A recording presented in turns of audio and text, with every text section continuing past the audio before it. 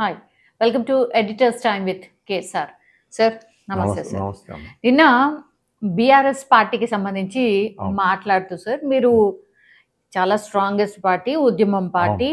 So ఇప్పుడున్న పరిస్థితుల్లో మాత్రం వాళ్ళు మళ్ళీ గ్రౌండ్ లెవెల్ నుంచి కొంచెం కోపప్ కావాలి, దానికోసం మీరు ఇచ్చిన సలహా పాదయాత్ర చెయ్యాలి అన్నటువంటి మాట చెప్పారు. ఎగ్జాంపుల్స్ కూడా చాలానే కోట్ చేశారు sir. Mass people contact. Yes sir, exactly. ఈ రోజు దానికి కొనసాగింపుగా ఇంకేం చేస్తే బీఆర్ఎస్ నెక్స్ట్ లెవెల్ ఆర్ ఇప్పుడున్న సిచ్యువేషన్ ని దాటి ఇంకా బెటర్ పొజిషన్ కి వెళ్ళే అవకాశం ఉంది సార్? తప్పకుండా అండి, ఆ అవసరం కూడా ఉంది. తెలంగాణ రాజకీయాల్లో ఒక ప్రాంతీయ పార్టీ బలంగా ఉండటం అనేది చాలా అవసరం. ఎందుకంటే జాతీయ పార్టీ రాజకీయాలు ఎప్పుడు కూడా చాలా డిఫరెంట్గా ఉంటాయి. ఇది ప్రాంతీయ ప్రయోజనాల కోసం ఏర్పడిన పార్టీ. వీళ్ళు ఎవరి ఆదేశాల కోసం కూడా చూడదు. అవును, ఓన్ డిసిషన్. కాకపోతే దీనివల్ల వీళ్ళకి ప్రాబ్లం ఎక్కడ వస్తుందని అంటే మనీ స్పిన్నింగ్ ఎక్కువ. కుటుంబంలోనే అందరూ కూడా అధికారం చెలాయిస్తారు. ప్రజలందరికీ ఏం కనిపిస్తూ ఉంటుంది? కేసీఆర్ గారు ఆయన ఓకే, కేటీఆర్ గారు ఓకే, ఆయన కుమారుడు ఆయన కూడా ఓకే అనుకుంటారు. ఇక హరీష్ రావు గారు మేనల్లుడు ఎక్సెప్షన్, ఆయన ఉద్యమంలో ఉన్నాడు కాబట్టి యాక్సెప్టెడ్. మరి కవిత గారు, మరి సంతోష్ రావు గారు, మరి వినోద్ రావు గారు, రావు గారు అని ఇలా లెక్కేస్తే ఒక 10 మంది కుటుంబంలో వ్యక్తులు అధికారాన్ని చలాయిస్తాం. అది తెలంగాణ ప్రజానీకానికి ఇష్టం లేని అంశంగా తయారైంది. అయితే కొంత సంయమనంతో నోటి దురుసుతనాన్ని తగ్గించుకుని అసంబద్ధ వ్యాఖ్యలు చేయకుండా నియంత్రించుకుంటే తప్పకుండా, ఇది రెండవ సలహా అండి, భాజపా నాయకత్వాన్ని ప్రజలు బిలీవ్ చేయటం మొదలు పెడతారు. ఇప్పుడు బీజేపీలో అగ్రెసివ్గా మాట్లాడే వ్యక్తులు ఉన్నారండి. గతంలో బండి సంజయ్ గారు అధ్యక్షుడిగా ఉన్నప్పుడు ఆయన చాలా అగ్రెసివ్గా, ప్రతిపక్షంలో ఉన్న వాళ్ళు ఎవరైనా మాట్లాడతారండి. ఇప్పుడు ఆంధ్రప్రదేశ్లో ప్రతిపక్షంలో ఉన్నప్పుడు జగన్మోహన్ రెడ్డి గారు కాల్చిపారేయండి, చంపేసేయండి, వాళ్ళని ఇది చేయండి అని అన్నారు కదా. మరి అధికారంలోకి వచ్చిన తర్వాత అనలేదుగా. ఆయన అసలు కొంచెం డిఫరెంట్గా ఆయన చేసేది ఎట్లా చేసినా కానీ, అంటే అధికారంలో ఉన్నప్పుడు సంయమనంతో ఉండాలి. ప్రతిపక్ష నాయకులు మాట్లాడుతూ ఉంటారు, కానీ మనం చేసే విధానాలు కరెక్ట్గా ఉంటే వాళ్ళకి అవకాశం లేకుండా చేయాలి. ప్రతిపక్ష నాయకులకి విమర్శించే అవకాశం లేకుండా పాలన ఉండాలి.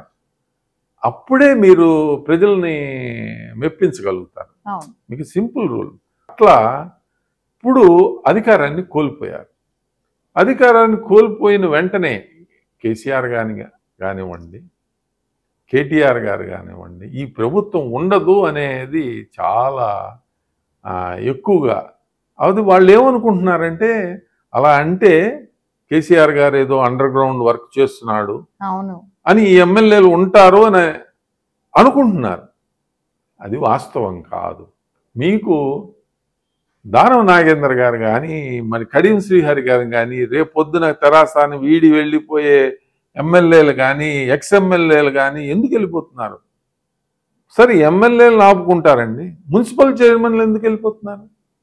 వార్డుగా ఎందుకని ఆపలేకపోతున్నారు? మీ దగ్గర చాలా ధనం ఉంది కదా, ఎందుకని ఆపలేకపోతున్నారు?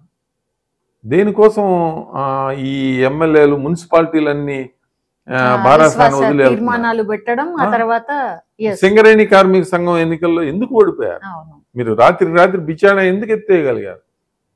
మీరు సింగరేణి అని పాటలు పాడారు, మీరే గౌరవ కార్మిక సంఘం. అది దానివలన రేవంత్ రెడ్డి గారికి అడ్వాంటేజ్. వీళ్ళు చేసే చర్యలు వాళ్ళకి అడ్వాంటేజ్. ఇదంతా ఉత్తుత్తి పార్టీయే, ఏం లేదు.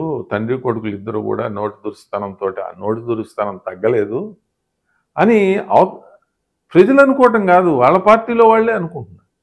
అందుకనే ఇప్పుడు మీకు క్షేత్రస్థాయిలో ద్వితీయ శ్రేణి నాయకత్వం బహిరంగంగా బారాసాలో లేదు. అందుకనే చతికిలబడ్డారు ఇటీవల జరిగిన పార్లమెంట్ ఎన్నికల్లో. అది యథార్థం. ఇప్పటికైనా మించిపోయిందేం లేదు. రాబోయే స్థానిక సంస్థల ఎన్నికలు ఇప్పుడు బాలకృష్ణ గారు ఆయన చెన్నూరు మాజీ ఎమ్మెల్యే, అవును ఆయన రేవంత్ రెడ్డి గారికి బహిరంగ సభలో మీరుండంగా చెప్పు చూపించడం అని అంటే మరి నియంత్రించాలి కదా. ఇప్పుడు నియంత్రించి మీరు రోల్ మోడల్ అవ్వాలి. మీరు అమెరికాలో చదువుకుని వచ్చారు, తెలంగాణ ఉద్యమం నడిపారు, చీఫ్ మినిస్టర్ని చెప్పు చూపిస్తే మందలించాల్సిన బాధ్యత మీకు లేదండి. ఇప్పుడు ప్రజలు అవన్నీ ఆలోచిస్తారు.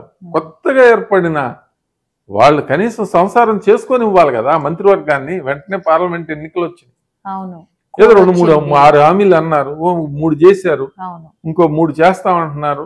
మరి కోడ్ ఉంది, వాళ్ళు ఏదో టైం చెప్పారు ఆగస్టు 15. ఆగండి, వాళ్ళు తప్పులు చేస్తారు. మీరు ప్రజల్లోకి వెళ్ళండి, మంచిగా మాట్లాడండి. మంచిగా మాట్లాడే వ్యక్తుల్ని ఇప్పుడు ఏమవుతుందంటేనండి, అది చేస్తే బాల్క గారు ఏ పార్టీలోకి వెళ్ళటానికి అవకాశం లేదు. అలా కొంతమంది నాయకులు ఉన్నారు, తెరాసలో ఇలా నోటు దురుసుగా మాట్లాడే నాయకులు ఉన్నారు. వాళ్ళకి భాజపాలో కానీ మరి కాంగ్రెస్ పార్టీలో కానీ వెళ్ళటానికి అవకాశం లేని నాయకులు. వాళ్ళే మాట్లాడగలుగుతారు అలాంటి మాటలు. మీకు జగదీష్ రెడ్డి గారిని వెంటనే కాంగ్రెస్ పార్టీలోకి వెళ్ళలేడు కదండి. ఎందుకంటే ఉత్తమ్ కుమార్ రెడ్డి గారితో కానీ మరి కోమటిరెడ్డి బ్రదర్స్తో కానీ అక్కడ ఏర్పడిన సమస్యలు. పల్లా రాజేశ్వర రెడ్డి గారు వెళ్ళలేరు కదా, అలా నిరంజన్ రెడ్డి గారు వెళ్ళలేరు కదా. ఇలాంటి నాయకులు ఉన్నారు. వాళ్ళని మాటలను నమ్ముకుని వాళ్ళు ప్రజాకర్షణ కలిగిన నాయకులు కాదు. వాళ్ళు ఒక ప్రాంతానికి, వాళ్ళు ఉన్న ప్రాంతంలో వాళ్ళు బలమైన నాయకులు, అంతవరకే.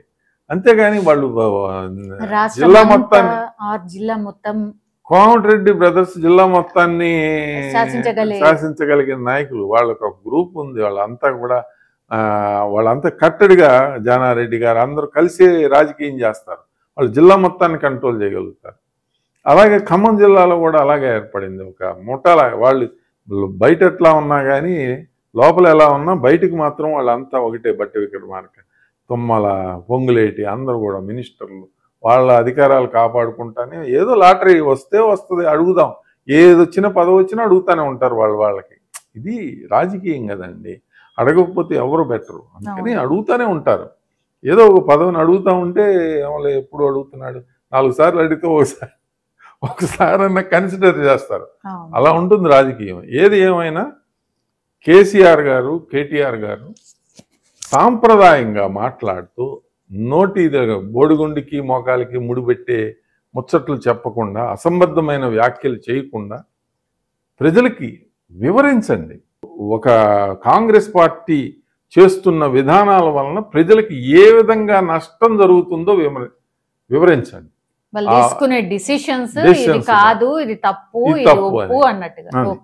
ప్రజల్ని ఆ కష్టాల బారిన పడే అవకాశం కూడా ఇవ్వాలి. ఆలోచించకుండా మీరంతా కష్టాలు పడిపోతున్నారు అనే ప్రచారాలు కూడా మంచిది కాదు. ప్రజలకి వాళ్ళని ఎడ్యుకేట్ చేయండి. మీరు వర్షాలు వస్తున్నాయనండి, ఆ వర్షాలు వస్తున్నప్పుడు గతంలో మీరు ఏ కాస్ట్ను, మీరు ప్రభుత్వంలో అధికారంలో ఉన్నారు కదా, మీరు అధికారంలో ఉన్నప్పుడు కూడా ఇదే వర్షాలు వచ్చినాయి కదా, ఇదే విధంగా రైతులు బాధలు పడ్డారు కదా. అప్పుడు ఏ సలహాలు ఇచ్చారు రైతులకి? ముందస్తు జాగ్రత్త చర్యలు ఏం తీసుకోమని చెప్పారు? ఎలాంటి పంటలు వేయమని అడిగారు? అవి చెప్పండి. ఇప్పుడు అవి మంచివి అనుకుంటే మీరు, లేదు అనుకుంటే ఇప్పుడు కనుగొనండి. వ్యవసాయ శాస్త్రవేత్తలను అడగండి, వాళ్ళు ఏ విధంగా చేస్తే ఆ నష్టం బారి నుంచి తప్పుకోగలుగుతారు అనేది ముందస్తు మీరు ఒక ఎడ్యుకేషన్ క్యాంపెయిన్ చేయండి. రాబోయే రోజుల్లో 6 నెలల్లో మళ్ళీ ఎన్నికలు వస్తున్నాయి. అంటే పంచాయతీరాజ్ ఎన్నికలు, మున్సిపల్ ఎన్నికలు. ఆ మున్సిపల్ ఎన్నికల్లో బలంగా మీ వెనక నిలబడే వాళ్ళకి ఇవ్వండి. వరంగల్లో మరి ఉమ్మడి పట్టభద్రులు మీరు మారింది ఎక్కడ? ప్రజలు చూస్తూ ఉంటారు, మీ పార్టీ వాళ్ళే చూస్తూ ఉంటారు. మార్పు మాలో వచ్చింది అని మీరు నిరూపించుకోండి. అది నిరూపించుకోవటం ఏంటంటే, పార్టీకి నిబద్ధతతో పనిచేసిన వాడికి ₹1 మీరే డబ్బులు ఖర్చు పెట్టి నుంచోబెట్టి గెలిపించండి. గెలవకపోయినా కానీ నిజాయితీగా వీళ్ళు పార్టీని నమ్ముకున్న వాళ్ళకి న్యాయం చేస్తారు అని అనిపించే విధంగా. పట్టభద్రుల ఎన్నికల్లో పల్లా రాజేశ్వర రెడ్డి గారు రిజైన్ చేస్తే రాకేష్ రెడ్డి గారు ఈ డిజర్వ్స్. కానీ ఆయన ఇటీవలే బీజేపీ నుంచి బీఆర్ఎస్లోకి వచ్చారు. ఇలాంటి చర్యల వలన పార్టీ దెబ్బతింటుంది మరింత. ఆయన గెలిపించడానికి ఇప్పుడు కేటీఆర్ గారే తిరగాల్సి వస్తుంది. అవును అవును బలమైన కాంగ్రెస్ అభ్యర్థి తీన్మార్ మల్లన్న, చాలా బలమైన కాంగ్రెస్ అభ్యర్థి. కేయూ యూనివర్సిటీ వీసీ మీద అవినీతి చర్యలు అని చెప్పి ఆయన అంటే ఎక్కడైతే స్టూడెంట్స్ని పట్టభద్రుల్ని ఇన్ఫ్లుయెన్స్ చేయగలుగుతారో వాటన్నిటినీ కాంగ్రెస్ పార్టీ ఆకర్షిస్తున్నారు. సిపిఐ సిపిఎం పార్టీలు వాళ్ళు బలంగా ఉన్నాయి 3 నియోజకవర్గాలు, మరి 3 జిల్లాల్లో. ఆ జిల్లాల్లో ఆకర్షించే వాళ్ళిద్దరిని కూడా భారీ మెజారిటీతో గెలుస్తారు. మీకు ఓడిపోయినా పర్వాలేదండి, కానీ పార్టీకి లాయల్గా ఉండే కార్యకర్తలకి సీట్లు ఇవ్వటం ద్వారానే బారాస ఒక పార్టీగా మనగలుగుతుంది. ఇంకా మళ్ళీ వాళ్ళు జంప్ జిల్లాలకే సీట్లు ఇస్తూ సవాళ్లు చేయటము, ఛాలెంజ్లు చేయటం ద్వారా బారాస అధికారంలోకి రాలేదు. ఏదో ఒక చేంజ్, ఒక చోట కష్టపడాలి, ఒక బై ఎలక్షన్ గెలవగలగాలి, ప్రజల్లో సత్తా ఉంది అని తెలుపుకోవాలి అని అంటే కొన్ని మున్సిపాలిటీలు గెలవగలగాలి. ఆ గెలవగలిగే స్థాయికి రావాలి అని అంటే గ్రౌండ్లో కష్టపడాలి. అదే సంయమనంతో నాయకుల్ని కోల్పోకుండా ఇకనైనా వాళ్ళకి ఎక్కువ లిబరల్గా వాళ్ళతో కాంటాక్ట్ ప్రోగ్రామ్స్లోకి వెళ్ళి రానున్న పంచాయతీ ఎన్నికల, మున్సిపల్ ఎన్నికల సమరానికి సిద్ధం అవ్వాలి. అది ఆయన రెండవదిగా చేయాల్సిన చర్య. Okay, thank you. నమస్తే.